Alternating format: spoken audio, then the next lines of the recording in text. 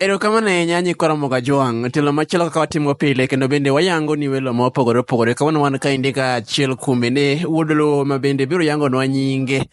Obiro go kode mbaka ni to karang'o molaro gi jothum pacho kaendi. Kaendi ng'ato ma bende osebedo kanene kanyo endi moloyo to e wang' bende mbui no endi mar TikTok osebedo koyango jago ni endi. Kawuono obiro go kode sigande ni en owuon ne ochako kanye, ang'o momiyo ochopo kama ochope ni endi, kendo bende ngima jothum to donjore nang'o. Arwaki ni machiegni kaendi.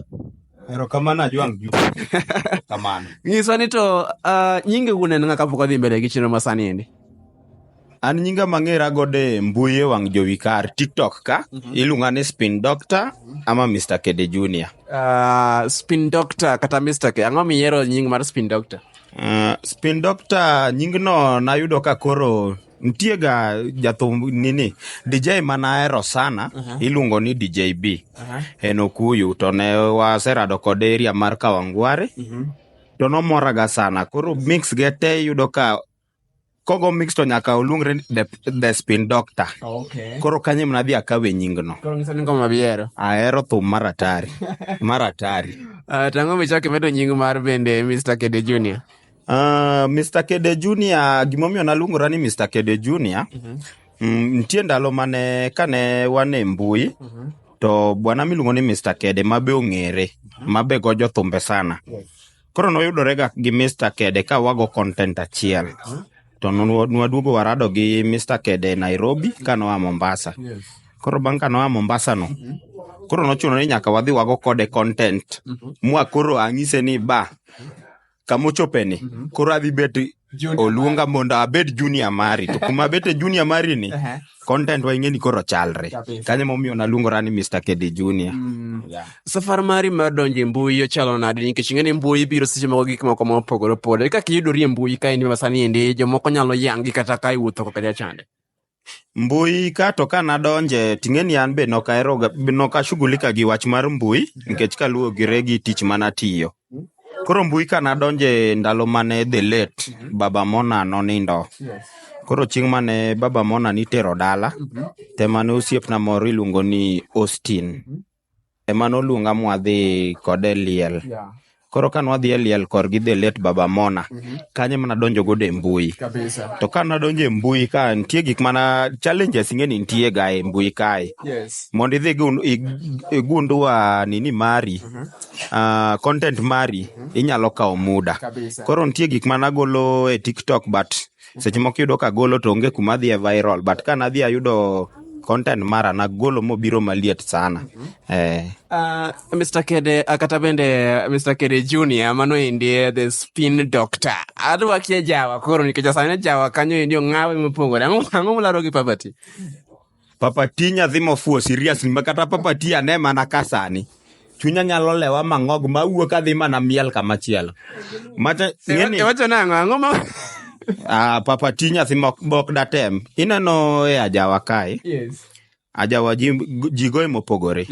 Sani koro ing'eni ineno kaka inda goe, to Amiso thwago gi nini ka, to Jakadala ni ka. Ji goe mopogore. But industry mar thum, kik ibed ng'at man gi achaya. Nikech samise dhi cha ng'ato cha. Mane fan ni, to ng'amichayo ni, en mobiro e club kacha cha.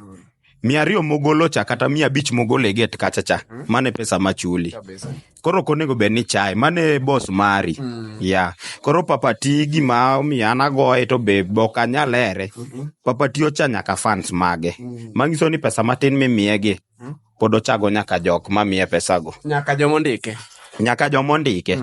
Koro kaka an sani, Papati kosechaji kamata, winj ni Papati biro e gesa modhi kanye di Black Pearl gine ka. Kata ne an mana gi 1,000,000 ok anyadhi miel. Waninde ot gi dhako moro, ayue. Inybe gi ng'ato molodhe miel Papati? Ok anyal mielo Papati. Kar mielo Papati bwana, ok adhi miel Samido, ama adhi mielo gwang' lelo ka gocho dala. Molodhe miel Papati? Ok anyal mielo Papati. Skandal moro wuok ka kendo miyene chilo, miyene ni mara gigore gi bende jadiane mohero. Nyamigori, wach nyalo wachang'o? En adier koso magi mana weche moko miwacho mondo seche moko giyud nying moloyo e mbui kaendi? Ineno wach ma Papati gore gi Nyamigori, jogo gore mar adier. ting'eni e mbui kae ka ok in ng'ama understand gik matimre e mbui, nitie joma kawoga ni mago content ma ji loso. But adieri makende sani Nyamigori kaachiel kod Papa T, jogo ok gin kamoro achiel, jogo gore. Yeah. Ang'o minyalo nyiso jo ajawa nikech sani nying-gi okethore mokalo kaluwore bende gi weche moko mamuoch koni kocha chande nyaka bende nyocha wawit bende jaod Jack Bambu Sheila. Nitie weche moko mamuoch mokalo kendo bende nying jothum moko oseluongi ni mara nying-gi wuok kama. Ang'o minyalo wacho ne jo ajawa kinde bende seche moko gin ititgi kachacha? An wach manyalo miyo jajawa sani, message manyalo oro ne jajawa, ng'ata ng'ata mamiel ajawa gi jathum moro amora mong'e ni gonwa ajawa wadhi wamiel. Nyi ajawa were uru gi nyi ajawa. To onge sama inyalo kawo nyako mamiel ajawa ni idhi kete odi ni dak gi nyara ajawa. Nyara ajawa en ng'at mok ibi gole ajawa nyaka chieng' ma en modhi obed piny moluongre meeting kende mowach ni an to chakre kawuono oroma awe miel ajawa adwa loso oda. Mano kende manyalo konyowa. Ko jothum were gi nyi ajawa. To jothumbe bende ma gonwa thumbe ajawa wamiel gi. Wekuru gitiyo gi nyi ajawa. Ok ni kidhi e klab moro imuojo ne ji ajawa dhano miel asti idhi yudo nyako moro momori idhi ng'ado iu nyako ni. Gino ok gima ber, ok timre maber nikech jathum en ng'ama dhi jothume masani en ng'ama ong'ado iwi to kiny ok iyai. Yeah. In gi ote mane bende seche moko jogo ekima bende nigi geno mar donje ajawa to gineno weche moko matek. Inyalo advise gi ni gidonji koso kaka ng'at ma nigi lony inyalo nyiso gi nang'o gisike Kristo kocha chande kata bende gidhi yoro mar Kristo gi ajawa? Ing'eni Ajwang', ng'at man gi talent ka en gi talent mar wero ajawa, ing'eni e piny ma wantiere Nyasaye omiyo ng'ato ka ng'ato pok mopogore. Ka Nyasaye omiyi pok mar dhi go ajawa, ok inyal wuok ni dhi iwe ajawa to mane pok mari ni dhi e kanisa ni dhi wero gospel. Ok bidonjoni. Koro an gima nyalo kwayo ne jo ajawa ama jo kanisa, kumoro amora mineno ka pok ni nitie, ket mana kinda tiket Nyasaye mbele. Yeah. In gi ote mare ne wuod Kangeso ma bende odonje bug historia pacho kaendi mar golo thumbe moloyo 20 kod 2 abende onge ng'ama osegolo e piny Luo. Inyalo wacho ni ang'o kaka achiel kuom oganda go ekime bende seche moko riejo ajawa? Mano wuod ka iluongo na Amiso Thuango. An gima nyalo ng'isa Amiso kuma intie ibiro mapek. To ne morna ka sani ni nyalo chaki med na 22 moko gibed na 44. Omeradi? Omed na 22 ewi moko go. Gidhi 44. Gidhi 44. Mondo go na joge piny nikech sani king'iye i Luo ajawa kae. Sani inda pek. Inda pek ma indo baro jogi te. To Amiso design ma Amiso biro go cha. Amiso mora. Omora. Omed na moko. Nyalo pime kanya sani endi nikech ng'anche kwano kaka Odongo Swaga namba 2 bang' Prince Inda mano indi kalore gi fans so Kajwang' Junior. Nyalo kata Amiso kanya sani endi weche mag ajawa? Amiso sani an gi yie makende kendo gi geno maka Amiso chako dhi omedo na thumbe kata 2 sani. To wuo Nyandare kuma entie. Wuo Nyandare ok binena Amiso. Nikech Amiso kata king'iyo thumbege onge thum ma Amiso okawo thumb wadgi to onge lenyo ma Amiso lenyo godo gir wadgi. Ok otimo lenyo. Amiso nyaka ne chak go thumbege te mosegoyo. Onge thum monuoyo kata achiel. Yeah. Teneno ka Prince Inda golo thume moro wiye limbo. Inyalo wacho ang'o wach nikech aneno ka sama Amiso golo 22 en bodire achiel moro ma bende pok aneno kuma ochomo. Inyalo wacho ang'o ni Inda be timo gima kare nikech aneno ka jomoko ywak ni owene Amiso bende otrend matin. To sani osegolo thum moro kacha chande bende wiye limbo mondo bende on neutralize godo thum ni endi ma bende thumbe Amiso manogolo 22. Inyalo wacho ang'o wach ma kama endi? Ing'eni e industry mar thum kae inyalo golo thum moro achiel to ng'ato golo thumbe 10. To thum achiel migolo ni nyalo go ng'ane piny ama thumbe 10 ma ng'ani ogologi nitie achiel madhi go i piny. Koro Amiso ka nogolo thumbege 22 ka to Prince Inda bodhi ogolo mare moro achiel. Gigi tesa ni ringe mbui. But nitie thum moro achiel ma Amiso nogolo. En thum moro ma I think talk about wende mag Nyasaye en kar Nyasaye ya thumno kata kiketo gi ma Prince Inda ogolo sani ni mar Prince Inda no ok nyal chopone mar Hamiso cha ok bi chopo. Koro ing'e gimomiyo challenge mantie kae Prince Inda nigi fans mang'eny to Hamiso pod onge go. Osegero fan base. En osegero kabisa koro Hamiso embe kuma entie cha sani kor kogedo tang'e na Hamiso dhi chung' mokal modhi mabor sana kabisa. Wangla kena moko chodo mara Prince Inda mara bende Odongo Swag nitie jomoko mane owuok e Ajawa to sani ok wanegi. Inote mane ma in godo kadwa na mondo aluong nying ng'ato ing'egi ni wuon. Nitie joma ne obiro matek to giduoge lal lakini nyalo wacho ne gang'o joma no bire Ajawa to chako lale Ajawa ote manyalo miyogi gitim mana kinda thum en gima biro to lal chal gi kaka an anyalo yudo tich kawuono atiyo tijno kata mana wania badai tijno dhi to lalna koro gitimo mana kinda mich mane Nyasaye omicha kik iluz go dop inyalo luz go dop ma ngimani dhi mabam kabisa koro gimed mana sudo ikiyudo time ni ibed piny tipar giminyalo timo maber kinyalo wuoknwa gi thum moro kendo maliet wantie wariti wan fans wabro sori mbele kabisa Ajawa osedhi mbele mokalo joma wero gospel tu keto kanyo kaka jogo iki mang'iyo industry mar bende thum ok ang'e nong'iyo ma Ajawa kende koso bende thumbego iki mag bende pako Nyasaye bende orango to ka orango gi to Ajawa tu wach Nyasaye tu keto kanye kata oyiengo kanye bende field kaindi mar bende thum Ajawa sani king'iyo industry mar Ajawa ting'iyo mar gospel sani Ajawa ni malo moingo gospel to gima kik wiwa wil go wan kaka dhano weyo Nyasaye ok ng'ama onego bed ni weyo sani ng'ato kaka an anyalo wuok madhi mamiel Ajawa to bang' miel Ajawa no kadhi e oda gima kwongo chopo ga e ot katimo tago ne Nyasaye erokamano Nyasaye erokamano miya chopo e oda makare miel Ajawa to Ajawa thoth Ajawa imielo ga Saturdays gi Sundays. Saturdays nitie joma dhi e kanisa ja Adwen, Sunday wan gi Christians ma kaka Catholic kanisni mopogore go iyudo ni ng'ato wuok ka odhi e kanisa timo gimoro amora e kanisa mo pako Nyasaye gi chunye te badai iyude mana Ajawa kacha ma en monteso pier mon kanyo nyowuoyo mano winjore ni kare koso mane dagi kaka Ajawa iwacho ni ber mondo idhi leme kidhi Ajawa koso kija Kristo tibe ja Kristo kija Ajawa tibe ja Ajawa ing'e ni wan kaka onagi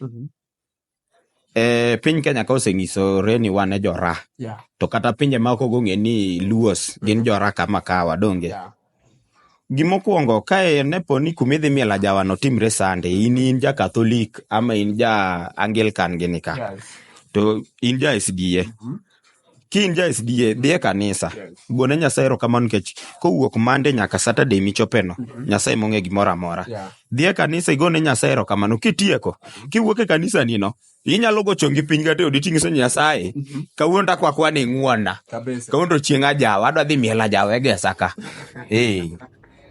kata nyirombe kata bende jogo iki ma jodolo iwachonu kanyo kod spin doctor ni yie kwa Nyasaye ni kawuono te ochopo sama dhi miel Ajawa iwena richo to en richo adhani mondo bende wakaw okang' machielo kaindi spin doctor waywago Sheila kaka Ajawa kang'eyo ni in gik mawachore seche moko nitiere gik ma isewinjo kech jambui kaka jambui inyalo wacho ang'o seche moko ewi nek kata wi tho mar Sheila kwang'eyo ni nek mare nobedo nang'o nikech onge ng'ama osigo kama wacho ni nek ne nobedo machal kama indi mano gin mana moko kuom bende gik ma kisungu wacho ni speculations ma ok onyal bedo gi adieri makende kata malach ahinya ewi kanyo indi inyalo wacho ang'o ewi tho achiel kuom bende oganda go iki mane bende seche moko telo mokalo neno ni weche mag Ajawa ng'awe ngas machielo kar Sheila kanyo to kanyal wuoye mokwongo onind gi kwe ineno industry mar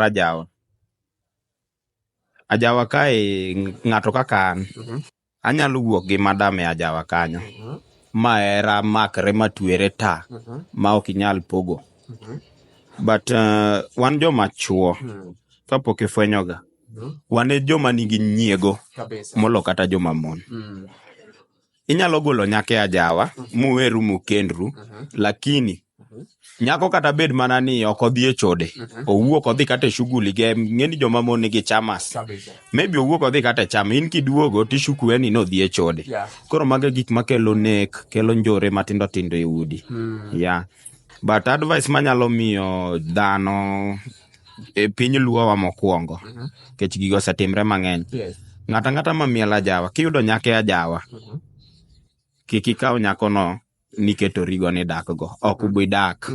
Nyi ajawa gi nyiri mikalo go, nikech onge kaka Jwang Junior sani ayudra gi madam e ajawa.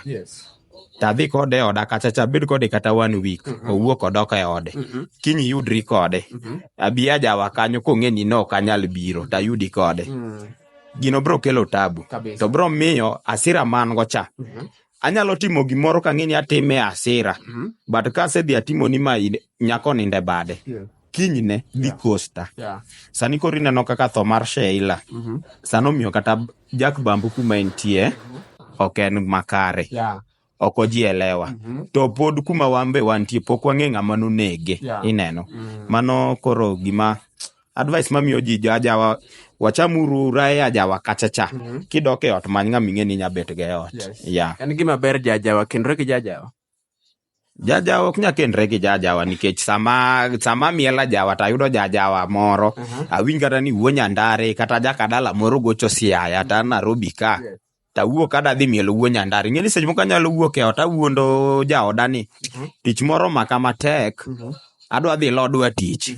Ma dhako ng'isi ni dhi lodwa. Iwinjo. Kare ini chomo kan. To ana chomo dhi miel ajawa Siaya. To kar ng'eni minot be nong'e ni ya. Chuoro dhi lodwa. Koro kadhi mielo inda. Tarado gi minoda e stage. Wan mwateng'ore molo kata jomoko gi. Un ka ote. Dong mane ma koro kelo tho mineno sani koro timre e piny Luo gi. Kabisa. In gi ote mane ni bende female artist mag Ohangla kata bende jo Ohangla bang' bende tho mar Maureen kata bende Lady Maureen otimo mos ahinya kuom bende wito achiel kuom thuond Luogo iki maneno kaka sulwe mokale piny Luo moloyo to e goyo ben mag ajawa kata Ohangla. Neno kaka manyalo kawo ka Lady Maureen motelo ne bende tho mare. Tho mar Lady Maureen to ne lit kabisa, but sani kodok e yor ajawa kwa ng'iyo ni Queen of Ohangla. An ng'ama nagombo mondo dhi na mabor. Aching' Nyarongo. Akia kuma na Aching' Nyarongo no dhi. Aching' Nyarongo no biro marach kabisa. To koro sani ko ang'iyo kendo koni, Apino Choge. Apino Choge okaw namba 1. Okaw namba 1, Queen mar Ohangla. To onge ng'anya gole kanyo sani. Maybe goro artist moro bi maliet to kode. Gole wambe wa accept. Wato ni ng'ane obi. Kaka iseyanga Queen Chogo kaka Queen mar Ohangla, pok onene ka perform ore kaindi o en ng'at moro mogo touch Kisumu kacha chande. In ote man nyalo ng'ise mondo bende ochope mondo bende in iwuon in Dr. Imiele nyani mondo iwuoye ga Queen Chogo matin ong'e ni in iseyanga ka Queen mar Ohangla, ng'ise wach moro mondo bende odoti go Nairobi ka ibe jwae be. An wach manyalo ng'iso Apino Chogo, wach moro ma ni sani obez Kisumu ni. Owe base Kisumu. Kwa ng'iyo female artist mar Ohangla sa ene ma en malo. Obi obez Nairobi. To ogonwa thum. To kumogonwa e thum emo nyalo support. Sani king'iyo thum mane Prince Ngawai. No mabor. Sani en mabor. Koro nego be na Apino Chogo ng'iyo ko are kanyo gi kuma inantie. Embo tem mana matek ochop malo kanyo.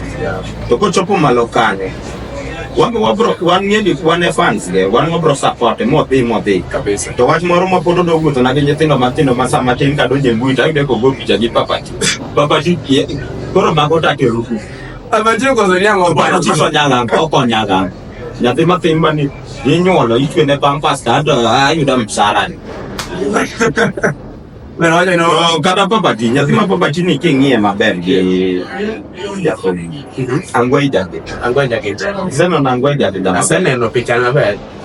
Koro papati Angwe Jageta mano familia ti. Min papati ntie kaka no ng'eng'e. Koro no dio yudo papati. Koro mano juogi mowuok kuom Angwe cha dugo kuom papati. Papati en nyathi matin. Dan gi talent. But gima chando nyathi nigi utoto mang'eny sana. Ang'o watieni gi utoto? En gi utoto behaviors mage. Gik motimo e mbui kata picha momisowa ka en e ode gi nyingego. Ok gin picha manyamiyowa heshima kata wanonade. Papa tinde gima nanyalo kwaye sani mondo omed dhi mabor nikech en gi talent. Walok timbege. Yeah.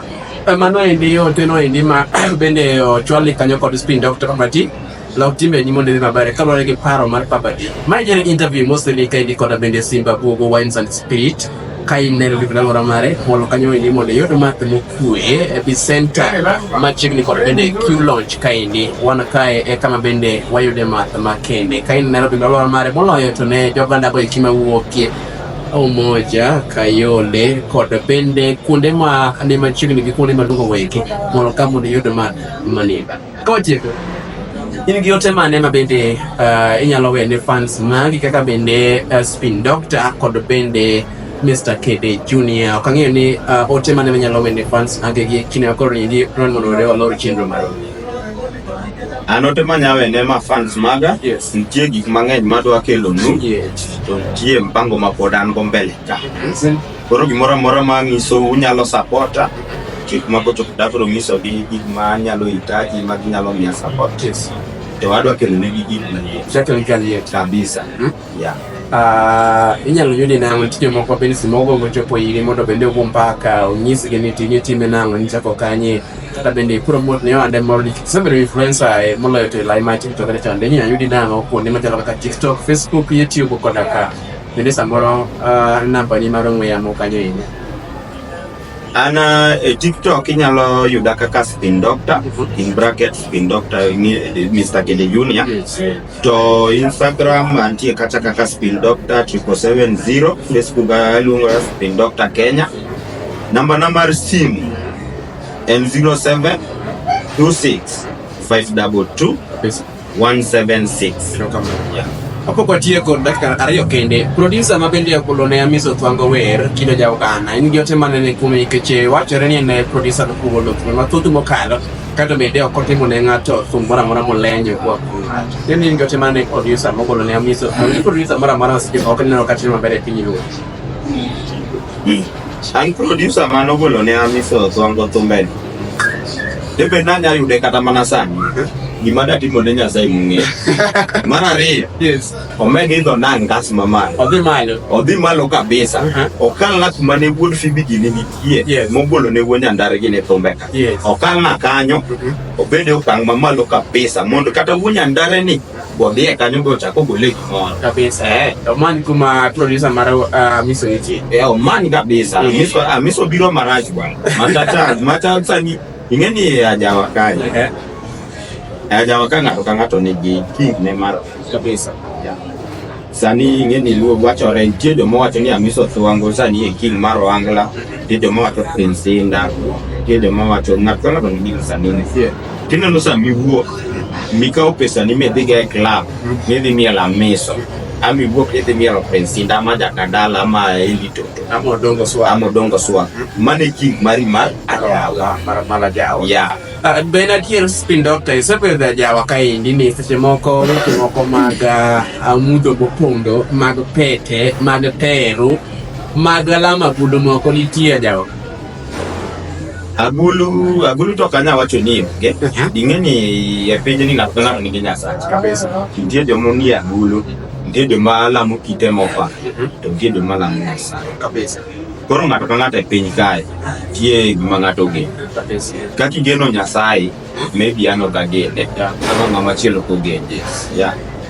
Mano kamano endi, erokamano ahinya Spin Doctor kuom yie mondo bende los ka John Junior thuolo go eki ma osekalo chien ka wabomba kaka endi kaka jokonagi moloyo to e lain oko mar bende Ajawa ka indi kendo wang'iyo mopogore opogore medikete mana ka indi kama nitani chenro kaka pile en an John Junior kama indi NHA Media waru mchelo machelo kendo chino machalo kod ma indi amenda biro mero yango ni to kanya to negi ngima jo Ajawa moloyo to kinde mesa ni mayuago mosenilo Sheila Bangu mapinde nyawo to ngimane kendo ka ringre ojwang' mokalo e kar chot mare gwego ikima Kitengela Kitechani kinde mana ka indi nikech obiro medo wach ni machiegni motero gi thone no indi kama iko mare biro hotel biro kinde achiel kachiel kamane tayo chino sani indi twak marwa kod bende Spin Doctor kaka pile eno na Jongo Junior oriti masani oro mitilo machielo.